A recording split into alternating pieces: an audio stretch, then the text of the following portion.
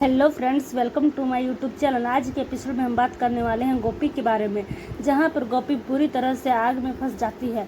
क्या उसे अहम बचा पाएगा, वही देखने को आज मिलेगा आज के एपिसोड में।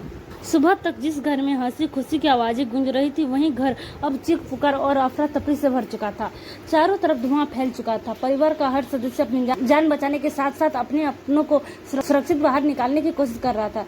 लेकिन सबसे बड़ी चिंता इस बात की थी कि गोपी अभी तक बाहर नहीं आई थी। वो अपनी मोटा भाभी की जान बचाने के लिए आग के बीच चली गई थी। बाहर खड़े सभी लोगों किसी को समझ नहीं आ रहा था कि अंदर क्या हो रहा है। तभी हम बिना एक पल गंवाए आग के बीच दौड़ पड़ा। दादी बार बार भगवान का नाम ले रही होती है। कोकिला की आंखों में लगातार आंसू बह रहे होते। हर किसी के दिल की धड़कन तेज हो चुकी थी। कुछ मिनटों में ऐसे बीते जैसे कई घंटे गुजर गए हैं। तभी धुएं के बीच से एक परछाई दिखाई दी, जिसमें गोपी ने बहुत ही समझदारी से मोटा भाभी को धकेल कर बाहर निकाला रूम से। उसके बाद वह वहीं फंस गई। तभी हम वहां पर पहुंच चुका था। हम अपनी बाहों में बेहोश गोपी को लेकर बाहर निकला। गोपी बिल्कुल शांत थी। उसके चेहरे पर धुएं की काली लगी हुई थी और वह बिल्कुल भी आंखें नहीं खोल रही थी। परिवार के सभी लोग हैरान रह गए। तुरंत एम्बुलेंस बुलाई गई। गोपी को अस्पताल ले जाया गया। डॉक्टर की पूरी टीम इलाज में जुट गई। बाहर पूरा परिवार बेचैन से डॉक्टर के बाहर आने का इंतजार कर रहा था और हम लगातार भगवान से प्रार्थना कर रहा था कि किसी भी कीमत पर गोपी को बचा ले जाए। उधर कोकिला के मन में एक अलग ही सवाल घूम रहा था, आखिर इतनी बड़ी आग लगी कैसे? घर में तो हमेशा सावधानी रखी जाती है, फिर अचानक ऐसा क्या हुआ कि देखते ही देखते पूरा स्टोर रूम की आगों की लपटों में घिर गया। कोकिला ने फैसला किया कि चाहे जो भी हो, वह इस घटना की सच्चाई जरूर पता कर लगाएंगी। उन्होंने पूरे घर की जांच शुरू कर दी। सबसे पहले उन्होंने नौकरों से पूछताछ की, फिर घर के हर सदस्य से अलग अलग बात की। किसी ने कहा कि उसने धुआं सबसे पहले देखा था, किसी ने कहा कि उसे जलन की स्मेल आ रही थी, लेकिन किसी भी बात पूरी तरह मेल नहीं खा रही थी।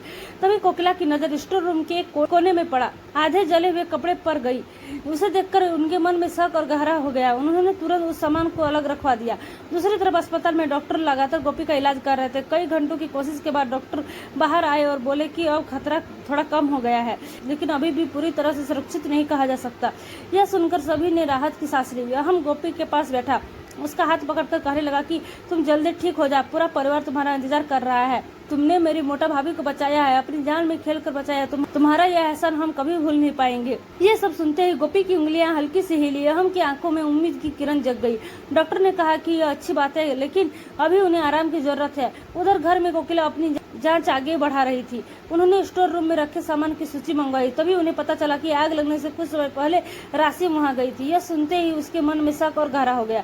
उन्होंने राशि को बुलाकर पूछा कि वह वहां क्यों गई थी। राशि पहले तो घबरा गई, लेकिन फिर बोली कि वह तो सिर्फ पुराना सामान दिखने गई थी। कोकिला ने उसकी आंखों में देखकर कहा, क्या सच छिपा रही हो? अगर कोई गलती हुई है तो मुझे बताओ। लेकिन राशि बार बार यही कहती रहती है कि मैंने कुछ नहीं किया। तभी घर के एक नौकर ने बताया कि उसने राशि को स्टोर रूम से जल्दी जल्दी बाहर निकलते हुए देखा है। अब मामला और भी गंभीर हो जाता है। कोकिला ने फैसला लिया कि वह जल्दबाजी में किसी पर आरोप नहीं लगाएंगी, बल्कि पूरा सबूत इकट्ठा करेंगी। दूसरी तरफ अस्पताल में गोपी को धीरे धीरे होश आने लगा। उसने आंखें खोली तो सबसे पहले अहम को देखा। अहम की आंखों में खुशी के आंसू आ गए। उसने डॉक्टर को बुलाया। डॉक्टर ने जांच करने के बाद कहा कि अब खतरा काफी कम हो चुका है, लेकिन उन्हें कुछ दिन आराम करना होगा। पूरा परिवार भगवान का धन्यवाद करता है। जब गोपी घर लौटी तो सभी ने उसका स्वागत किया, लेकिन घर का माहौल पहले जैसा नहीं था। हर किसी के मन में आग लगने का सवाल अब भी बाकी था। कोकिला ने एक दिन पूरे परिवार को हॉल में इकट्ठा किया और कहा कि आज सच सामने आएगा। उन्होंने स्टोर रूम से मिले सबूत सभी के सामने रखे। तभी एक और नौकर ने बताया कि उसने आग लगने से पहले किसी को वहां तेल जैसी चीज रखते हुए देखा था। यह सुनते ही सभी लोग हैरान रह गए। राशि के चेहरे का रंग उड़ गया। वह बार बार खुद को संभालने की कोशिश कर रही थी। कोकिला ने उससे पूछा कि क्या वह कुछ कहना चाहती है। राशि चुप रही। तभी गोपी ने कहा कि अगर किसी से गलती हुई है तो सच बोल देना चाहिए, क्योंकि झूठ ज्यादा दिनों तक नहीं छिपता। घर में सन्नाटा छा जाता है। कुछ देर बाद राशि की आंखों से आंसू निकल गए। उसने कहा कि उसने किसी को नुकसान पहुंचाने का इरादा नहीं किया था, लेकिन उसकी एक बड़ी लापरवाही ने सबको खतरे में डाल दिया। यह सुनकर पूरा परिवार स्तब्ध रह जाता है।